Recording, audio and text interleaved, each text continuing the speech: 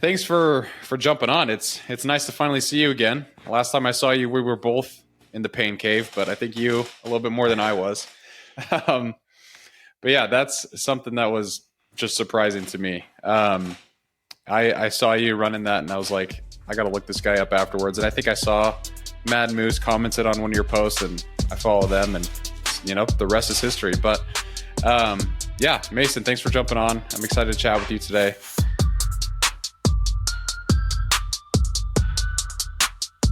If you don't mind, maybe just introducing yourself a little bit, and then we'll kind of go into the conversation. Yeah, of course. My name is Mason Wright. Thank you for having me on, by the way. Everybody calls me the Buff Runner. It's a great name. Great name. Yeah, you know what? I love it. It was a nickname that was given to me by a buddy. I used to teach at it was like a cycling studio, but it was classes that took places on treadmill, like on assault treadmills. It was really cool. And so everybody started calling me Buff Runner. It was just kind of how it went. It works. And then I changed my Instagram name, and the rest is history. It ended up becoming the whole thing. But I wasn't always a runner. I used to weigh 285 pounds. I was a big defensive lineman and got into Spartan races because of my wife's family, and raced as a pro for a bit. COVID hit and started ultra running, and then really started ultra running when running across Utah this year. So yeah, that's insane, man. We'll talk about that. But so it hasn't been too long of a journey then, like from the ultra marathon experience, at least. Yeah, no, I've been running. I started running in 2018, 2017. Okay. 2018. Yeah. No. Okay. 2017. I don't know. No, it's 2017. One of those I got married in 2018. There we go. We got it. I got married in 2018, so it was 2017. Okay. Yeah, so I started running in 2017, and then started ultra running in 2020. But honestly, like, I can't even say I've really been ultra running since 2020 because 2021 I had a massive injury and didn't run an ultra until 2024. Dang. What happened during that time? I tore my posterior tib, which is they call the runner's Achilles because of just like where it's positioned in the leg and how it functions and all that stuff. But yeah, I tore that running my first official ultra. I'd run a few, like I ran the Grand Canyon and I ran Kings Peak, which is the tallest peak in Utah, and a couple of different things like that. And so, but my first official ultra was a 90K that turned into 100K because I got lost.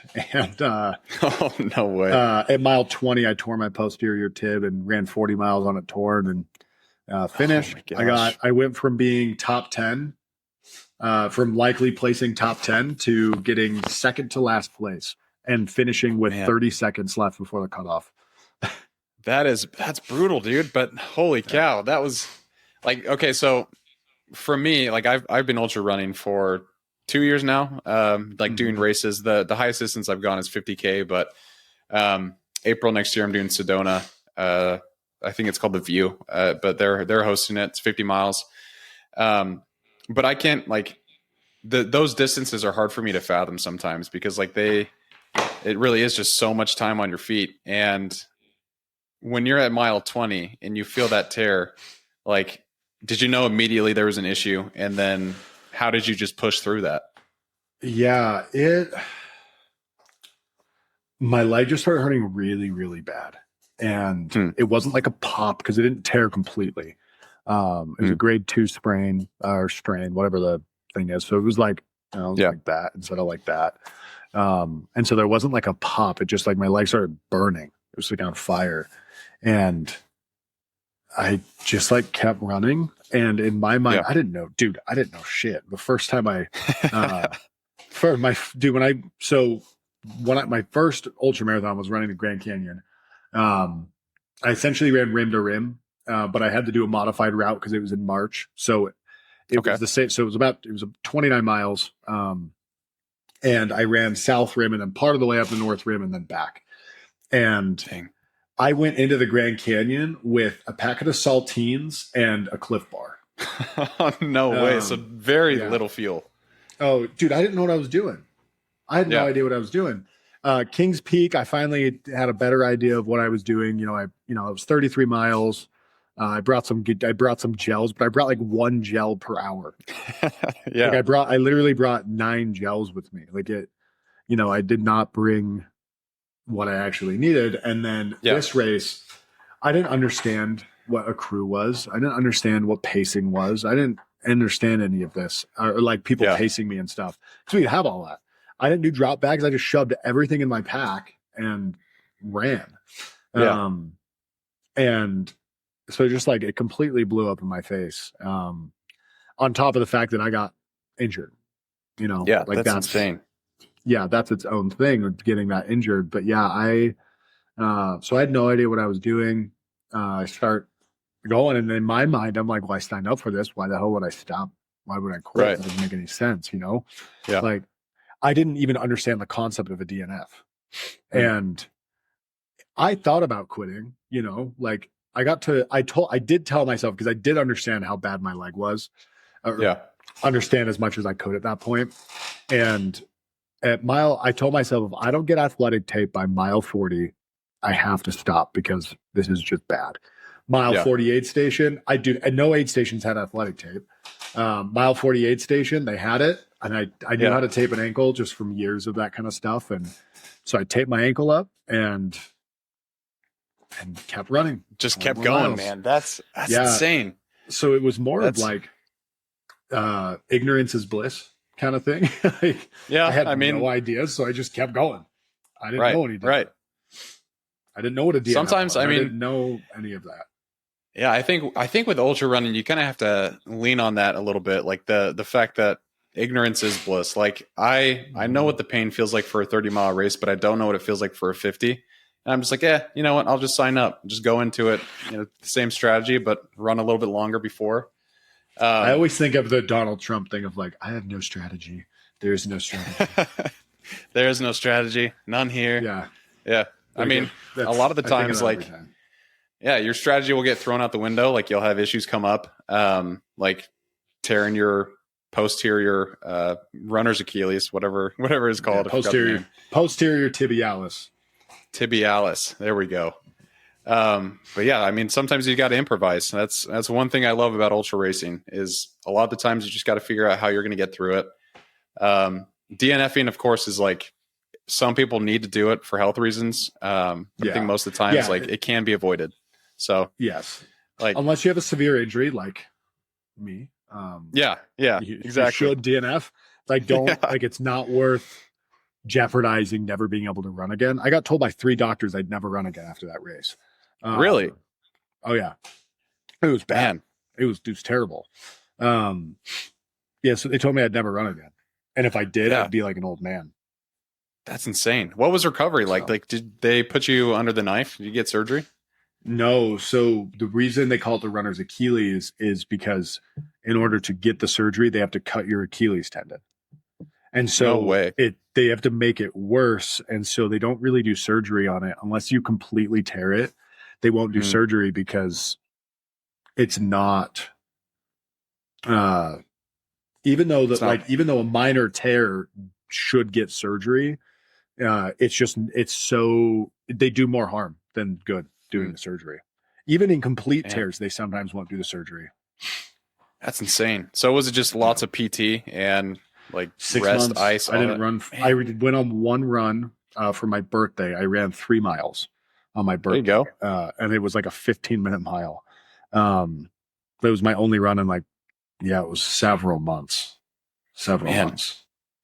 That's crazy. What was going through your head at that point? Because, I know a lot of runners, myself included, fear injuries, like worry about it, think it's going to take you out. And, then like the doctors are telling you, which isn't very reassuring, like, hey, you're never going to be able to run again. Yeah. Like, what was going through your head at that point? Honestly, I was just like, all right, we'll work through it, figure it out. Like, tell me I can't run. Okay. Like, I'm going to run. And so, I've always kind of had that mindset of like, all right, well, don't tell me I can't do something because I'm going to go do it. And so that's just kind of the mindset that I took into it, if that makes sense. Or doctors were telling me this. I'm like, okay, no, I'll figure it out. Like, Yeah. You don't know what I'm capable of. Like, you don't know who I am. Right. You don't know what I've done. And so, yeah, I just took that mindset, did my PT, and got back to it. And then coming back, I went to my bread and butter. I didn't just jump right back into ultras. I went back to my bread and butter of Spartans. Won a couple of Spartan races to get my mojo back, and and then just kept going. Okay. Yep. I mean, I think a lot of the times, like, you have to just learn what, like you're saying, exactly, like, understand your body, understand what hurts, understand, like, if you can push it, then you should, like, try and get out of that. But yeah, I mean, I was told the same thing by doctors. Back in 2021, I was 135 pounds. They found like a tumor in my pituitary gland and all these things. So my hormones were shot, like all these things. And this actually got me into running, but I signed up for a half marathon, and I was telling my doctors this, and they're like, you will probably have a heart attack because you're so underweight. Like, it's not recommended. Do not do it. And so I didn't. But then, like, the race still sent me my medal and all these things. And I was like, Mom, you can't give that to me unless I actually do 13.1 miles. And I eventually did it, started getting healthy again. I'm on like hormone therapy stuff. But it was that moment where I was like, screw you, man. I'm going to do this. Like, I don't care what you say. But it was only because, like, I knew my body and knew that I was like starting to feel better. So I think you just have to, when those things come up, be like, okay, is that actually the result? Like, or is there something else I could do to push myself along a little bit more? So I love that mindset. Like, just go after it. Who cares? That's what this podcast is called, getting after it. So it's getting uncomfortable, trying to, push past your limits and all those things. But, just went on a tangent, my bad, but, no, it's a good tangent. Yeah, lots of them happen in this podcast, but, I mean, what keeps you running? Like, do you just have a love for the sport? Is there, your wife's running. Family? Okay. No, well, it's funny because like, my wife doesn't really run anymore. Kind of my fault. Actually, fully my fault. I was just an ass when we first started running. I just got so into it, and like, I'm an athlete. I've been an athlete my whole life. So when I got into running, I got good at it quick, and so it frustrated her. And then, like, we did all of our training runs together. She was faster than me for most of it, and then eventually I got to a point where I was faster than her. And in my mind, like, we'd always done these runs together, and so I was just like, "What the fuck are you doing? Like, come on!" Like, I was such an ass. And then she stopped running. So I take full accountability for that. I will. No, it's a dangerous. I will cut myself some slack. Yeah, I will cut myself some slack that I was just a dumb, 19-year-old, 20-year-old. But still, totally my fault. Her family kind of runs, not really. They've done like a couple of Spartan races. I just like dove. I don't know what it was. I just dove all in, but. I do love running. I think I love the competition at first, and now it's more of like, how far can I go? Yeah. It's less of like, oh, it's, it was a fun race, let's sign up. Right. And more of like, okay, how far can we push? Right. Like signing up for this I signed up for that 50 mile like 3 weeks in advance. It was like 3.5 weeks or whatever. That's insane. I didn't train for it, and so I was like, I can run 50 miles, like, I know it's going to be hard, but I can run 50 miles. Like, I mean, hell, I did it running across Utah how many days in a row, and that's insane. So like, I'm like, I can totally go run 50 miles. It's just a matter of like, how far do I have to dig to get there? Yeah. And that's just that, honestly, is kind of why I run at this point. It's like, how far can I go? Yeah. Let's see what I'm capable of. Right. There's who Cameron Haynes is? I assume you probably do. Yeah, he lives freaking up the road from my gym, basically. Really? Man. Yeah. That's insane. Oh, not Cameron. Sorry, Truett does. Cameron lives in Oregon. Truett. Yeah. But yeah, Cameron Haynes, he has this quote where like someone asked him that same exact question, like, why are you running? He's like, honestly, I'm just trying to find my breaking point. And it's a pretty admirable thing to do because you're going through pain that entire time. Yeah.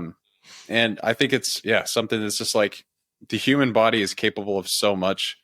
And I don't think we give ourselves credit to what we're able to do a lot of the times. And that can result in not reaching our potential. And it's just like running teaches me those exact things. It's like every time I reach something that I think is my limit, I could push it just a little bit further. And that's like the lesson that running's taught me pretty much everything that's bled into all aspects of my life. But I do want to talk about Utah because that sounds insane. Like I saw you guys have a documentary about it. Oh yeah. But documentary on YouTube. I search Run Across Utah will be the one that pops up. Okay. Well, it's called Worn Legs is what the actual documentary is called. Cool. But yeah, Run Across Utah. Yeah. Tell me about that. How'd you guys get this idea? What was it for? And all of it. Yeah. So this was, I just started my clinicals out in Missouri. Had I started them yet? It was actually right before I'd started them. It was like November. I started in January of 2024. For what, by the way? I'm a dietitian. Oh, nice. Okay. Yeah, I'm a dietitian. And so, but it was like, around November, right as we'd like moved to Missouri. And I felt kind of lost. I have lived in California, but that's close to Utah. California is a familiar place just because that's where you travel living in Utah, Yeah. And so living there wasn't too crazy. Lived in Utah my whole life. And now I'm in the Midwest, in the most dangerous city in America, St. Louis, Missouri. And I don't want to be here. I don't like school. It was a means to an end, And so I think I was like trying to find purpose. And, I'd seen Hella Sidibe. I always forget that's how you say his last name. Do you know Hella Good? Yeah, I know Hella Good. Yeah, so Hella Good, William Gouge, a couple of Robbie Ballinger, these guys who had run across America. Yeah. And it's always been inspiring to me to like, oh, that would be so cool to do. And then William Gouge did his run, and I was like, I want to run across America. But I'm like, this isn't something I can just like do, Yeah. So I go to my wife and I'm like, hey, what do you want to do before we have kids? And because I want to hear what she wants to do first. And she gives me her things and I go, okay, I want to run across America. And she's like, only if I get to live in Miami. I was like, sounds good. I'll run to Miami. Yeah. So then I plan this whole route from Seattle to Miami, and I'd be the first person to ever run that route. And it was a whole thing. And in the process of my I got to do stuff to prep for this. So I start coming up with, like all these events, doing an ultra murph, doing an ultra murph, running for 24 hours around a track, running across the state of Utah, running around Lake Tahoe, like all of these like different things, like just coming up with ideas, knowing that all of them can't happen. Like I know that all of them can't happen, but I'm still like having to come up with things and figure it out. And it's so funny because, before that, like the whole point of this was just raise money. I told myself if I was ever going to run across America, I'd have a reason for it. And I can't, because it's such a selfish endeavor. And so I'm like, I'm not going to do this without a bigger purpose.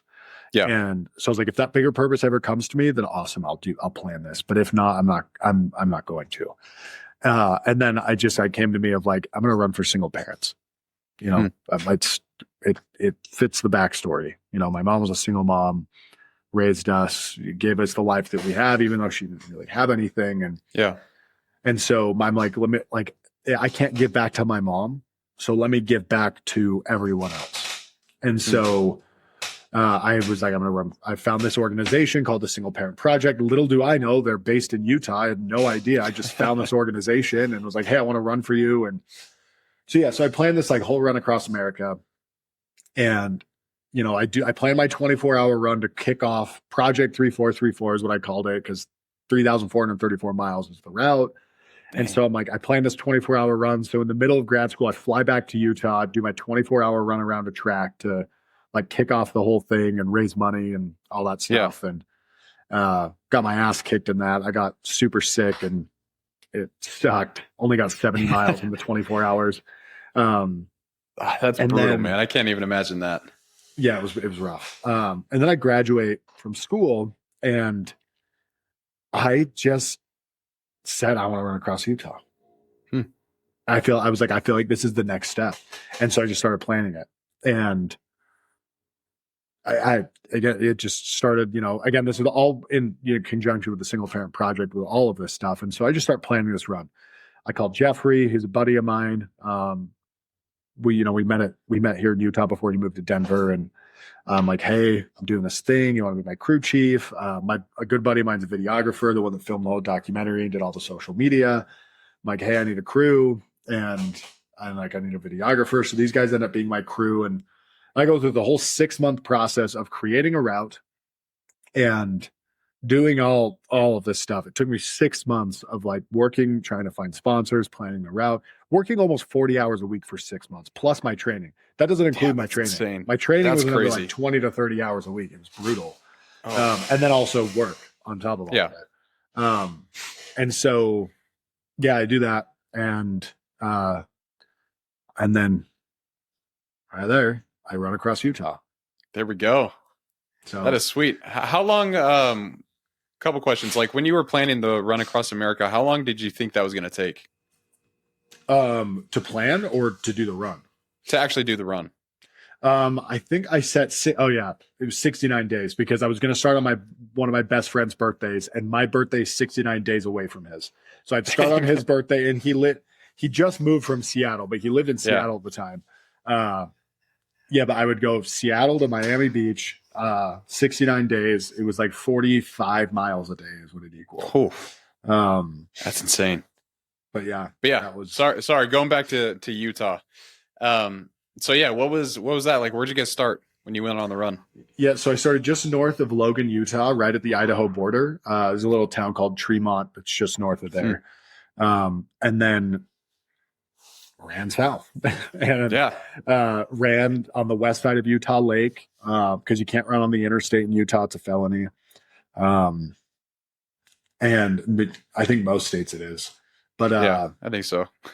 But yeah, so like we had to take these like weird back roads and ran from there. And then I ran just outside of St. George, Utah at the Arizona border, 421 miles. That's crazy, man. And how long did that take you to complete? 9 days and 17 hours. My record just got beat. What? No on way. Saturday. Really? Someone beat my record by 8 hours. Jeez. Yeah. That's mean. Why would they do that? You know what? I helped him though. Oh, that's fair then. Yeah. I helped him. I gave him my route. I gave him all my stuff, and I helped him navigate along the way. Like there were a couple points where they almost got lost, and their crew called me, and I was like, "Yeah, no, you go this way. Like, don't go that way. The route I know says this, but you need to do this." And so I helped. It's funny. I probably cut about 8 to 10 hours off of their run. That's crazy. There you go.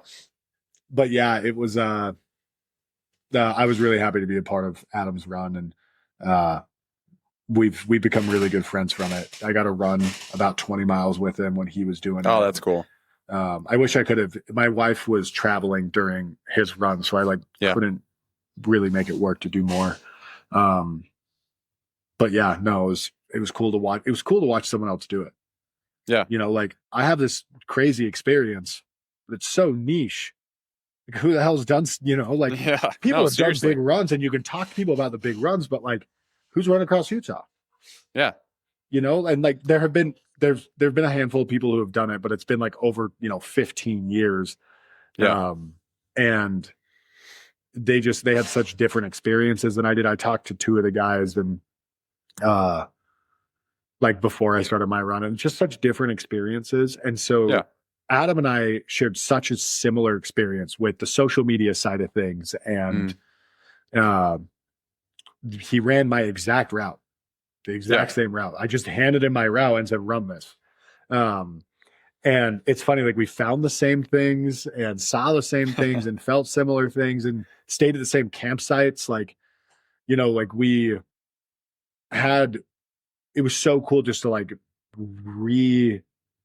run it essentially through the mind of someone else. It was really, really cool to be a part of his run because it just made mine so much more special. Yeah, it's got to be something that's like, it's such a, like you said, it's a niche experience. Like not very many people are going to be able to know what that's like, but having someone who's done something very similar to you, it's like you get it, you understand. Yeah. Dude, But this is what a was side your note, and experience this like? is Oh yeah, sorry, go this ahead. is a random side note with Adam, and I'll answer that question.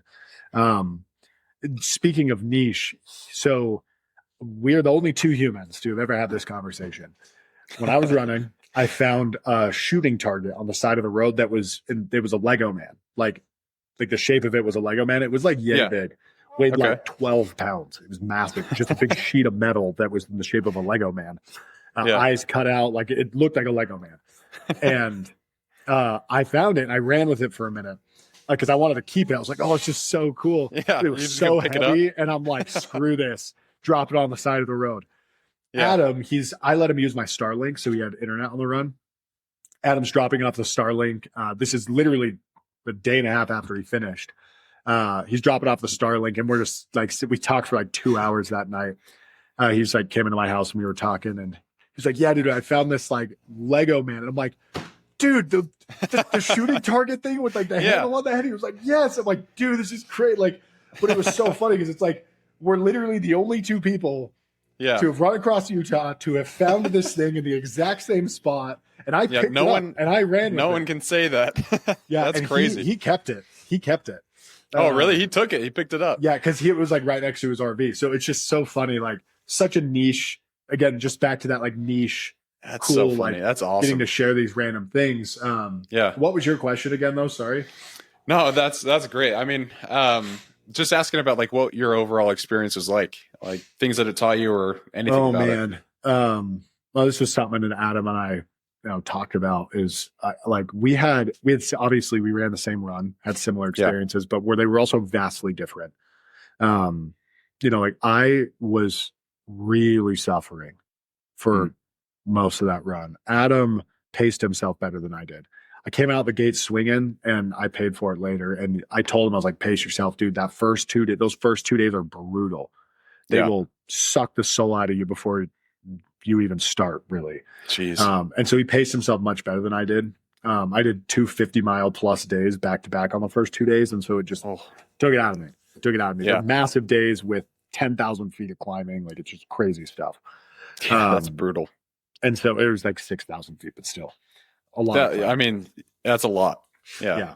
And so, so I was in a lot of pain. I had a really severe Achilles injury that I had to power through. We thought my leg broke on day 6. So mine was very painful, pretty miserable in a good way, which I know sounds weird. Ultra runners understand. Get that. But yeah, it's this weird. Yeah, mine was just so intense and painful. And I think also something that made mine a little bit more difficult is I had a crew of 2. So it was just like Jeffrey and then Tanner was filming. So, it was this like, small crew, small van. And so we had a very different experience, but the same experience where Adam had a big crew, lots of resources. He paced himself better than I did. So he didn't experience like that same amount of pain. I also had some gnarly weather, not when'd you precipitation weather.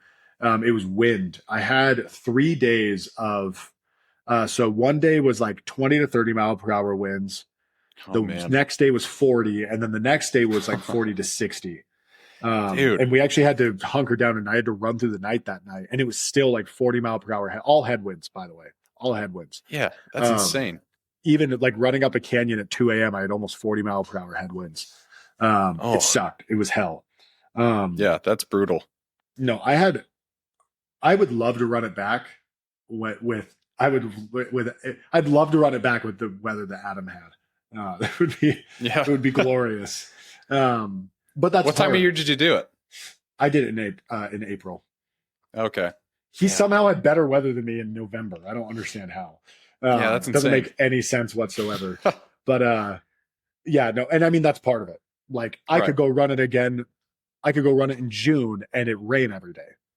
Right. That's just how old, especially multi-day events. You don't get a choice in that. And so it's not discrediting what Adam did at all.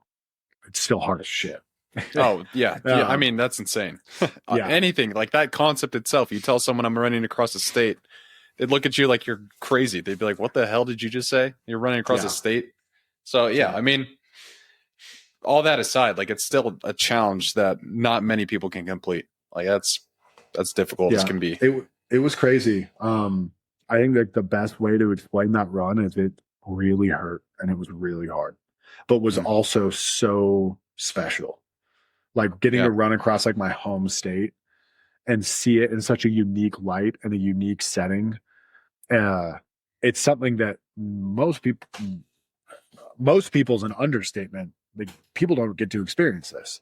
Yeah. Like, not very many people have run across their home state. Yeah. So I could probably, I don't know. Yeah. There's probably, 100 maybe that have done it in the history. I have no idea. But. Yeah. I don't know either, but so it's just a really cool experience. Yeah. What did it teach you about yourself during that time? Because obviously it was hard, incredibly difficult. Like, everything was going against you with the weather and stuff. I learned that you can push way further than you think. Way further than you think. Like, again, day 6, we thought my leg was broken. I couldn't put any weight on my leg at all. I was jumping on one foot. I could not put weight on my leg. Literally, they drove me 20 feet from the shower to the van. Like, our van, so you have the bathroom, van, bathroom doors. Dang. And that, like, van, building, bathroom doors. And they picked me up and drove me back. It's in the documentary. It's hilarious.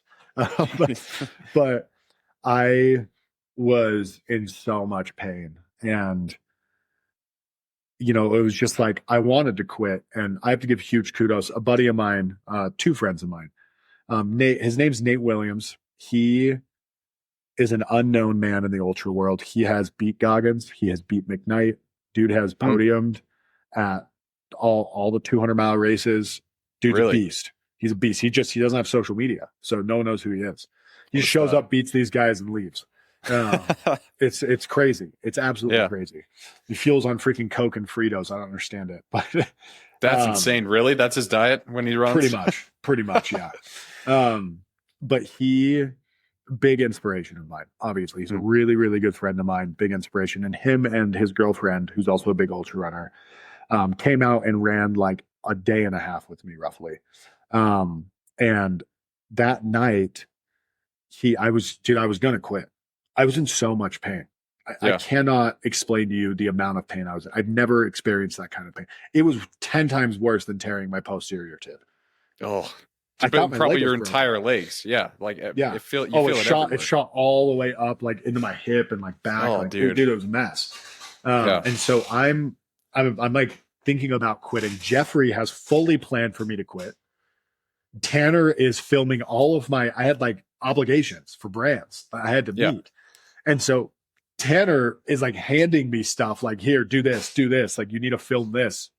So I'm like in the van in a ton of pain, filming like brand stuff because I have to meet these obligations and do this stuff. And so like I hadn't, like, my mind was telling me to quit, but it was like that, like, behind the scenes, like, dude, why or what is the reason for this? Like, you are in unexplainable amounts of pain. Why stop? It wasn't like, oh, I'm tired, I want to quit. Like, it was a genuine, like, my mind telling me, like, bro, we are screaming at you for a reason. Yeah. Like, stop. Yeah. Things are wrong. You're running in the red. Yes. Jeffrey and Tanner fully preparing to leave. Jeffrey, like, starts working on, like, accommodations and all the different things. And Jeffrey's also fighting his own demons. Freaking, he got food poisoning that night. And so he's freaking just unleashing hell in the bathroom. Yeah. And so it was a rough night. Yeah. It sounds like it. Yeah. So, but Nate tells me, he's like, don't make a decision in the dark. I was like, all right, sounds good. We'll just do this again tomorrow. Yeah. We'll wait. Yeah. And in the morning, it was still dark. So I can't make a decision then. So I'm like, you know what? One day. I can go one day. even if it's 10 miles, I can go one day. Yeah. So I was like, we're gonna give this one more day and we're gonna see how this goes. And so I wake up and I start moving in insane amounts of pain. And the day just kept going and kept going. And that day was windy as hell, super windy that day. And I just kept pushing and kept trucking. And Nate and Anna left about halfway through that day. And again, I just kept moving one step at a time. Like that was the whole mantra of the whole day. Like, you can take one more step. Can I take one more step? Can I take one more step? And I just continue to go and go and go. But I also set a goal for myself. It was like, if I'm going to do this day, we got to hit 40 miles. Got to hit 40 miles. You know, and I had the goal of like, I just need to finish the day, but it was also like, I can do this. I can hit 40 miles. Yeah. So we had about a 5K left, and I wanted to do it in my time allotment. And I had 28 minutes left in the day of when Jeffrey and Tanner cut me off, like every day. They cut me off. I think it was 13 hours that day. Because they gave me an extra hour of sleep, so it was 13 hours that day. And but I like at this point I'm like, no, I have to hit 40 miles. So I don't give a shit. Let's go. Yeah. So I picked up my poles and I just started running as fast as I could and ran that final 5K in 23 minutes. No way. And then after that, dude, just crushed the rest of the run. And I don't even know if that answered the initial question, but like that was the experience. What you just heard was the experience of pain and continuing to push and continuing to put everything out there. Yeah. And I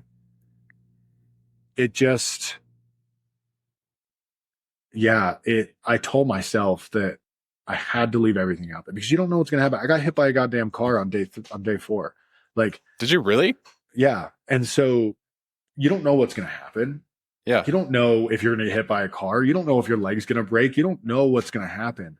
And so I promised myself that every single day I would leave my soul on that road because in the event that I couldn't continue, I had to know that I gave absolutely everything.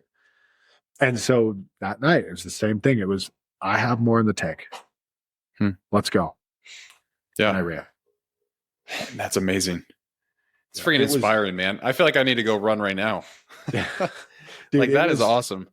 I don't know if anything will ever top that moment. Because that morning, Jeffrey and Tanner had to leave me because we didn't prep for the day because they thought I was done. Yeah. And so that morning they had to leave me for like an hour or something.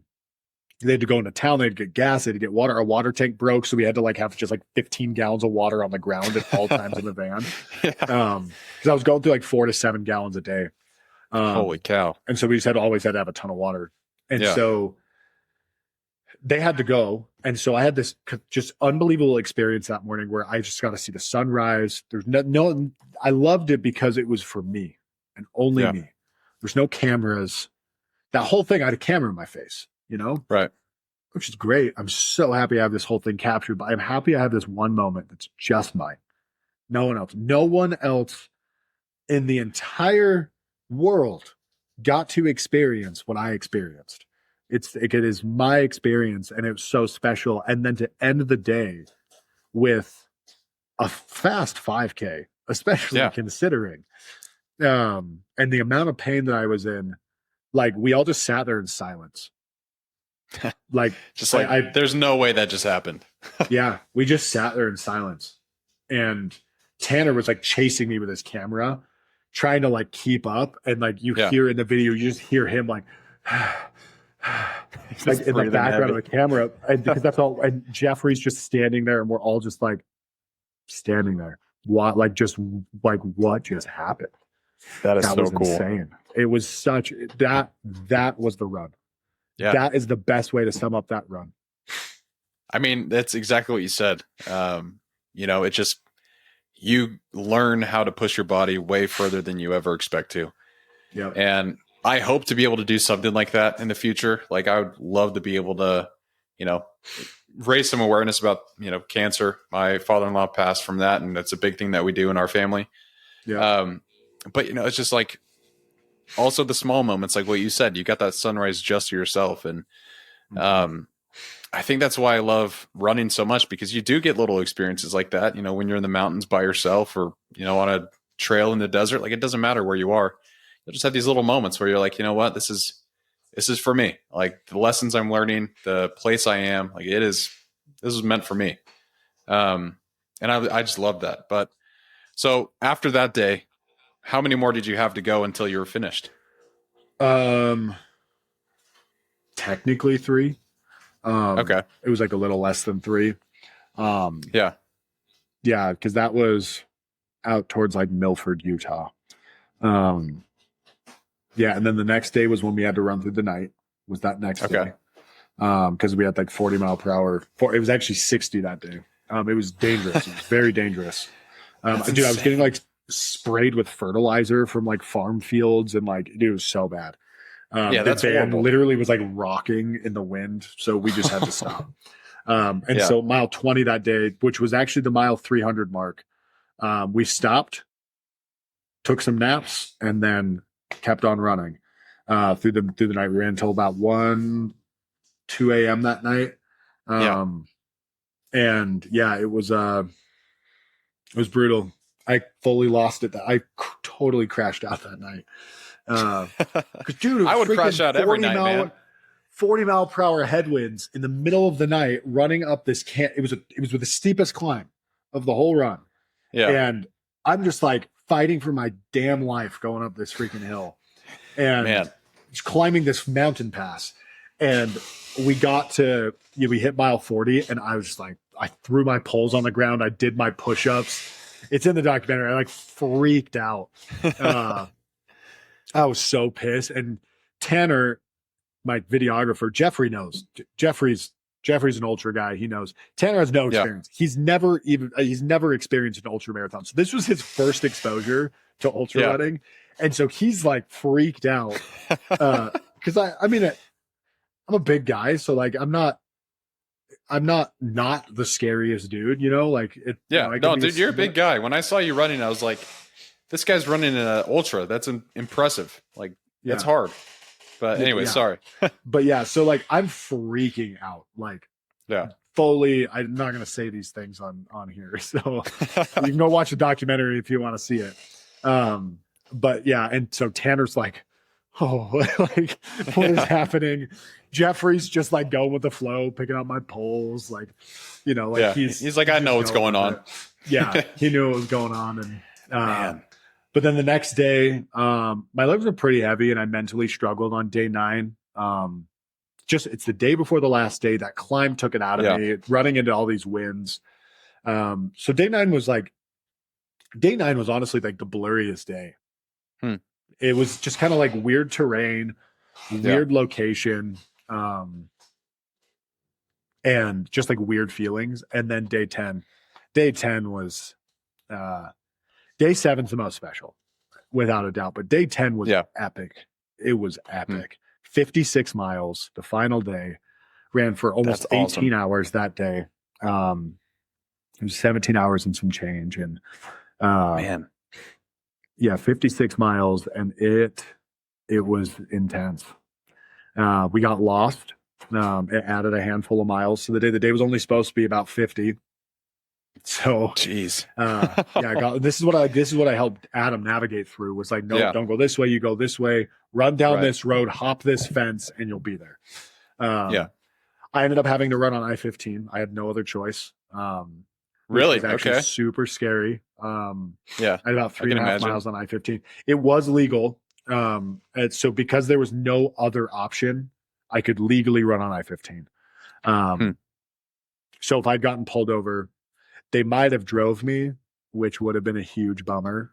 That would have sucked. But thankfully a cop did pass me, didn't stop. So, I was able to get off I-15 and continue on my way. But that was just so like that push, man. When I had like 10 miles left, I was sitting in the van at like about mile 46. I had I'd sit there with my feet propped up on the thing and elevated and all that. And it's just me and Jeffrey. Tanner had to leave because this run took me longer than it was supposed to. And so Tanner had to go back to work.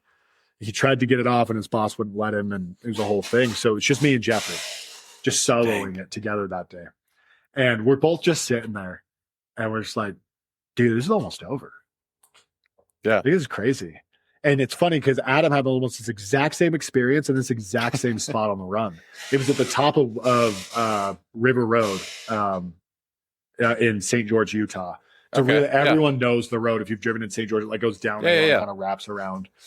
Top of River Road, and it's about 10 miles from the border, mostly residential. And we were just like, dude, like, we're here. It was crazy. Like, this is wild. We got 10 miles left, and then finish the day. And that is crazy. I ended up dropping the final mile. It was pitch black because there's no lights for the last 2 miles because it goes out into the absolute middle of nowhere. It's BFE, and 2 miles left, and we're making our way to the top of the hill, and then it was all downhill. The final mile was all downhill, and it was like a slight grade. It wasn't like crazy, it was just like a slight grade, but you could almost see it from the top of this hill about a mile away. So it was cool. Pitch black, so you could like kind of see the lights of the cars of like the people that were at the finish line. And I wrote a poem that a buddy of mine helped compose into a song, and he sang it. And I'm the background singer, but I'm not a singer. That's cool. But yeah, so I listened to that because it's a very I wrote it while I was in school of just like what running does for me. And I turned it into like a little shanty. It's based off of, I was inspired by, do you play video games? Yes, a lot. Or I used to a lot, but I love video games. So, Bethesda, like Skyrim, Oblivion, that kind of stuff. More familiar than you probably know. Yes, I love those games. Skyrim is my favorite game of all time. I've put thousands of hours into that game. Anyways. Oh, yeah. I've been every class, all that stuff. Anyways. Oh, yeah. Yeah. Hell yeah.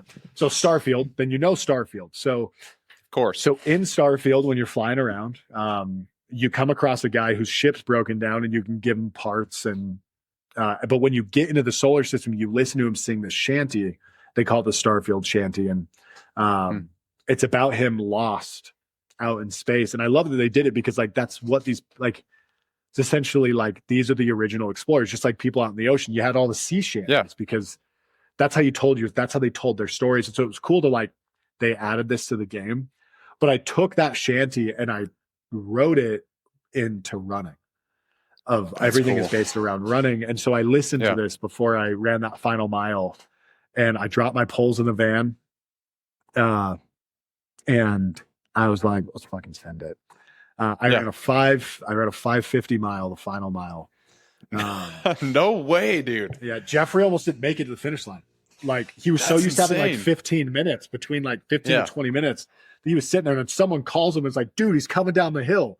So Jeffrey, I'm like here.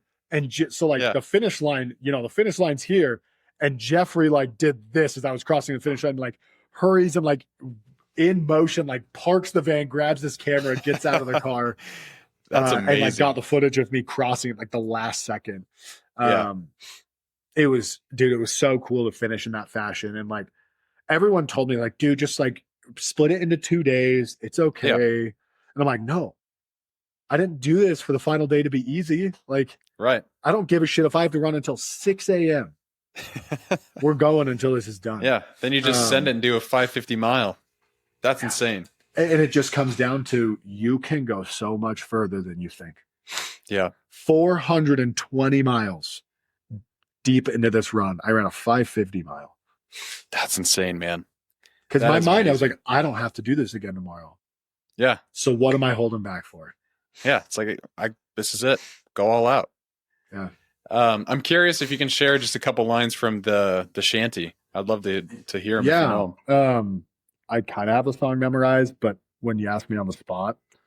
Hey, that's okay. That's how I work too. I live in my Apple Notes. Yeah. It's on Spotify. Oh, really? Okay. What's it called?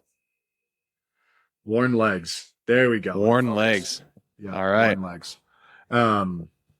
Yeah. So let's Oh, the lyrics aren't on here. Well, good thing I have it in my notes. There you go. Yeah. So, I wrote this like little poem. Where is it?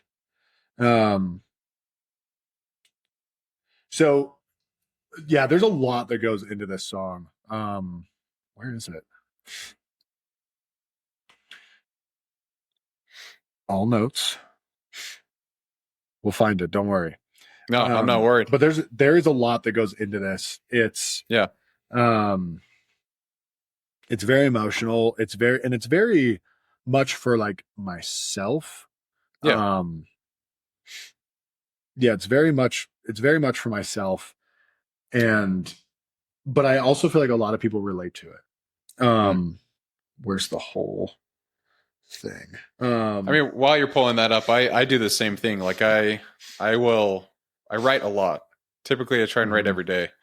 But whenever I write about running, it's like, I'm not trying to write that to inspire other people to go do things. Like I don't share my journal with others, and it's mainly just for me to be like, what do I think about running? Like what's important to me about it? And anyways, did you got it there? You know, I almost wonder how, because I'm using this mic. You could probably put it on there. You tell me how this sounds.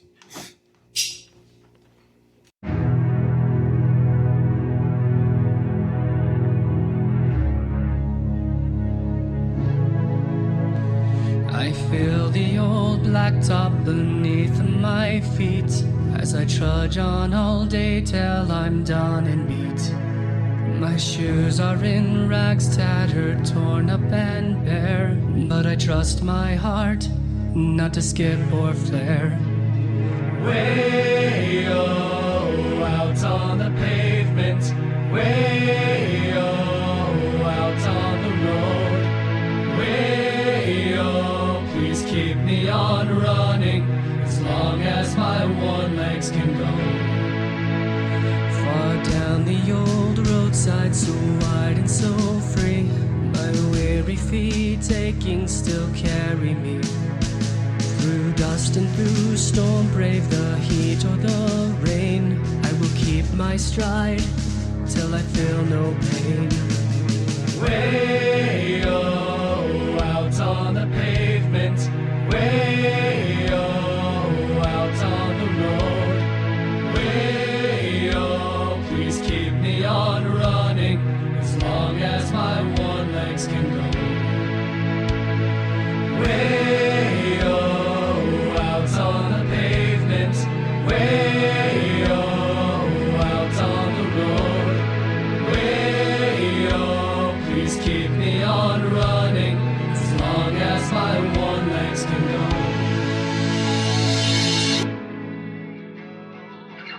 On the pavement, way out on the road, way please keep me on running as long as my one legs can go. That is awesome. Yeah, so my buddy is an amazing singer. I don't know what that random song was that started playing next, but he's an amazing singer. He's been making music for a long time. And it's funny because I came to him to like make it into like almost a shanty. Yeah. And we were singing it like almost shanty, like, you know, much more like upbeat. And I was like, this isn't what this is. And all of a sudden it just turned into that.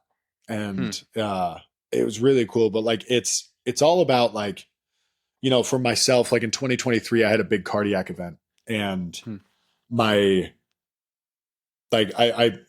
didn't know, like, it happened from running, and we didn't know if I'd be able to run anymore. And so it was like this whole thing that happened in 2023, and it was a really big deal. So like, there's a line in it that's like, I trust my heart not to skip or flare. And, you know, like that's a big thing for me of like, yeah, you know, like I'm trusting my body. I'm trusting that it will continue to bring me forward. And then, you know, please keep me on running as far as my worn legs can go. And it's like there's a lot of pain that a lot of us are experiencing with running, not just physical, but mental. Yeah. And, you know, there's the saying that, you know, you're either running from something or towards something. And it's that line is kind of behind that of like, just keep me on running as far as my worn legs can go. I don't care how tired my legs are. I just want to keep running. Yeah. I don't want to stop. I want to chase that thing, that feeling. I want to escape that thought, that feeling.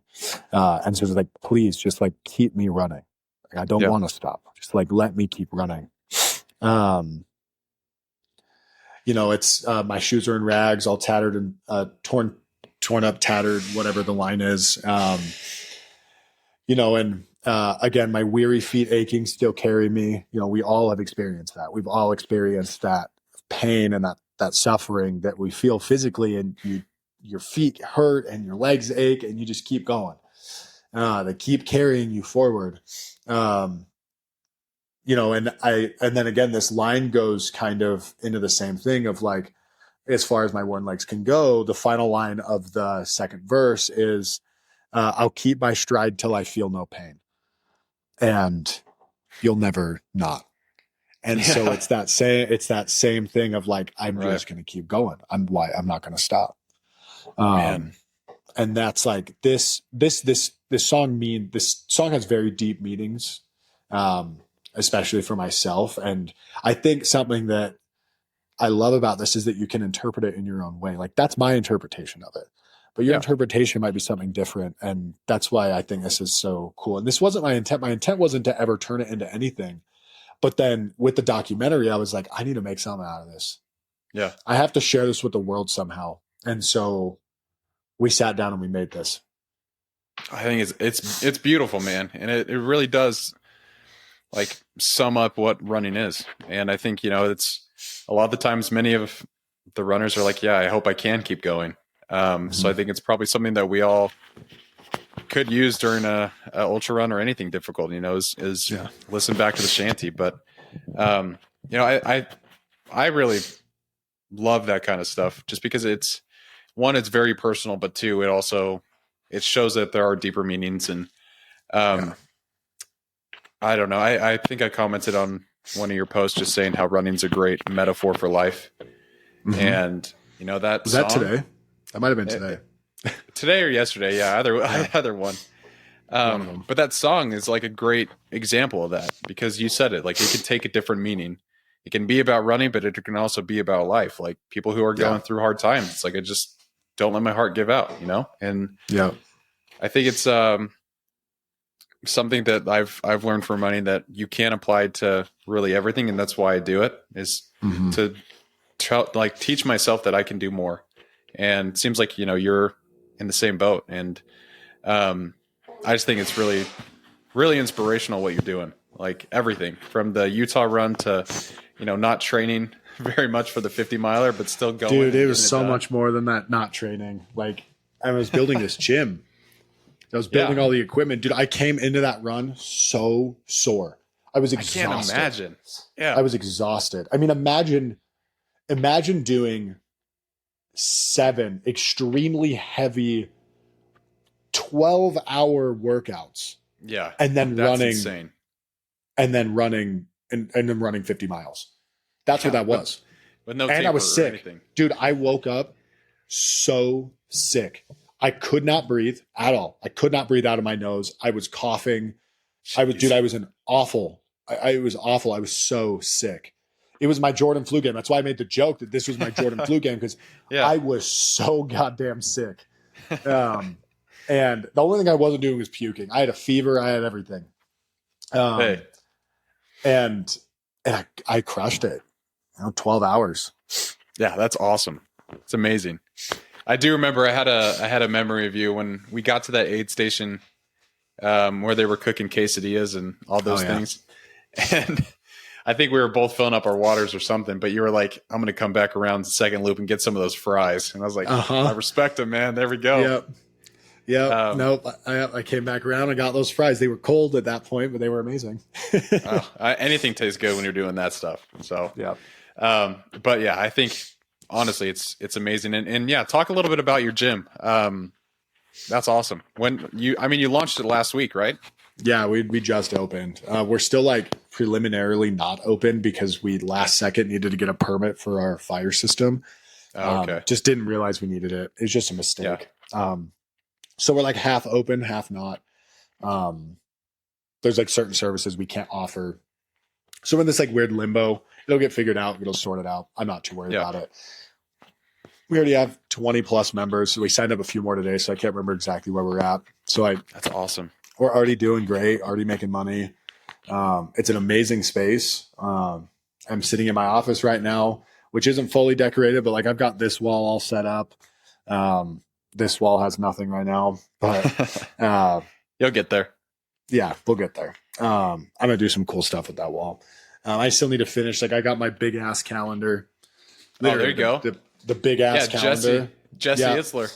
Yeah, I've got my big ass calendar that I'm going to hang up right here. I obviously have all my license. These aren't all the license plates. So a lot of people, I've had people ask me because I actually auctioned this off for charity. And it sold for $500 for charity. And then the guy who bought it gave it to me. Oh, that's pretty cool. So it's really cool. I got to have it. He's actually one of the owners of the gym as well. Oh, nice. And yeah, he bought it and then he gave it to me to hang up in here. So that's so cool. What is the story behind the license plates? I don't even think I asked you that. Dude, day one, I found 13 license plates. And so it became a thing. Like it became a bit. Like the whole run, it became like literally I would write these journals. I'd used Instagram as my journal every night. That was just like, it allowed us to have a post. It was like a third post for the day. It was a carousel. So you guys could see all the photos. But then I also I acted like it wasn't an Instagram post. I acted like I was writing in my journal so that you guys could genuinely see and feel what I was seeing and feeling. And so, but in that journal entry at the beginning, I would put how many miles I ran and how many license plates I found. And then I would go into the journal entry and it became like a bit like I would say, we posted 3 times a day, every day for the whole run. And I think like 4 or 5, no, I think it was 6 of the posts were about the freaking license plates. Because it became awesome.